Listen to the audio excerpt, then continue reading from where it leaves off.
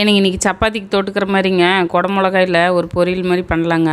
2 spoon எண்ணெய் ஊற்றிட்டுங்க, கடுகு, சீரகம், பெரிய வெங்காயத்தை பொடி பொடியாக அரிஞ்சு போட்டுருங்க. ஒரு கொத்து கருவேப்பிலை போட்டுங்க, நல்லா வணக்கிட்டு சின்ன தக்காளி இருந்ததுன்னா ஒன்று பொடி பொடியாக அரிஞ்சு உள்ளே போட்டுருங்க. தக்காளி நம்ம போட்டாலும் புளிப்பாக இருக்குங்க, நல்லா இருக்காதுங்க.